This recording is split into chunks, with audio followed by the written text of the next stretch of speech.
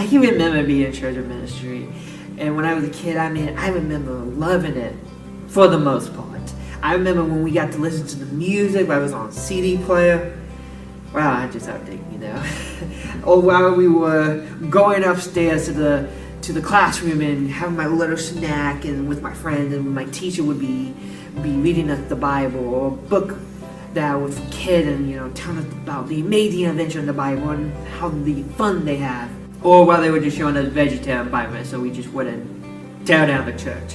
But the one thing I knew before the end of the day, before church went in, she would ask us, do we have any prayer requests? And she would ask us if we need healing, if we need help with anything, whether it was at school, in life, or that we needed Jesus Christ in our life, the change.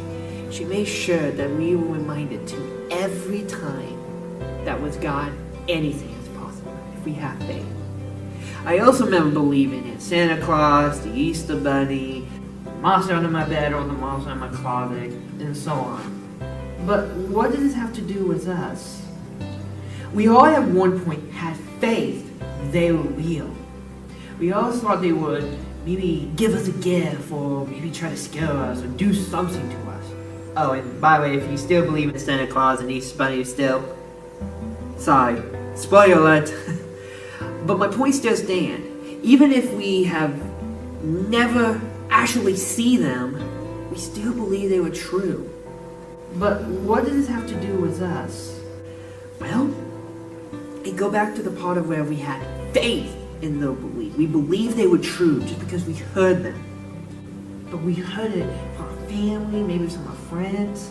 Maybe we saw it on TV and we just thought they were real. We have faith they were true in life. In John chapter 6, Jesus had just crossed the sea at Tiberias, and a huge crowd was following him due to all the miracles that he had performed over the time. And it's been heard over the land over and over. So as he was walking out to the mountain, and he looked behind, he saw the people there. And following us, according to the Bible, over 5,000 men were attended. This is not including the women and children that would follow him. So we can expect this number with much more than what we ever could imagine. So then Jesus talked to Philip and asked him, where could we buy all the food for these people? We should feed them. And Philip basically said, there's no way we can feed all these people. With the little money that we have, we barely have enough money to buy food for us. Even after seeing all the miracles that Jesus had performed, they yet still had little faith in God. Now the Bible doesn't go into and talk about what this boy said to them or to Jesus, or even what he thought about. All we know is that he had 5 loaves of bread and 2 fish, which would be enough for the disciple and Jesus. That's all it would be enough for. How could they feed 5,000 plus people? Now, I'm not going to say what this boy thought about, or what went through his head. We just don't know. But what we do know, that this boy must have more faith in Jesus than any other disciple had in the moment. Think about it. This boy have only heard the story about Jesus. Maybe have seen it, but we don't know. All we know that this boy had faith in him and said, yes, you can take him. Do what you have to do. And he saw more miracle because of his faith in him. A boy had more faith than a man did. A boy who had not seen or even talked to had more faith than the man who spent time with Jesus.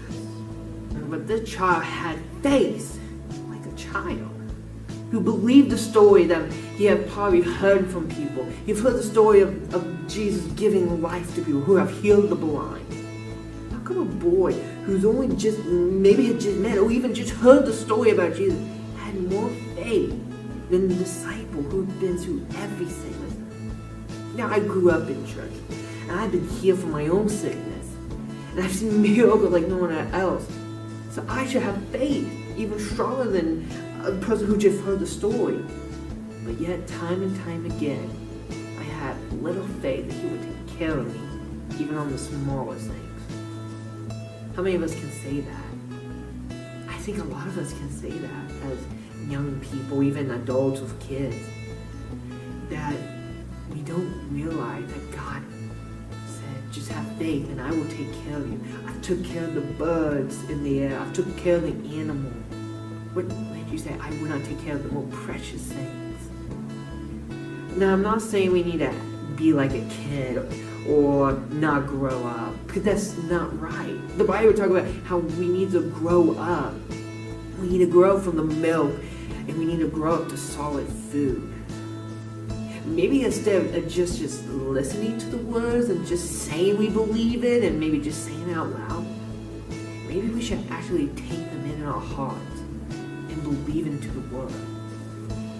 This story say everything about what it means to have faith like a child. Instead of thinking of God that could do, or even if he's really, maybe we should have faith that God can do it, that God would do it. I don't know what God has told you in the past, or maybe what you have felt in your spirit, but I do know he said he would give us what we need. So have faith that he will give you peace. Have faith that he will love you. Have faith that he will forgive you, because he always forgives when we ask, and much, much more. But we won't know unless we simply trust him. If we have faith like a child. Have a childlike faith. Like when you run down maybe from your stairs or into the hall and see the gift that your parents have given you. Or like the wise king have come forth, not knowing if this were true, only been told by an angels to come see the king to be born. Would you let go of your adult thought way, and when you have faith like a child?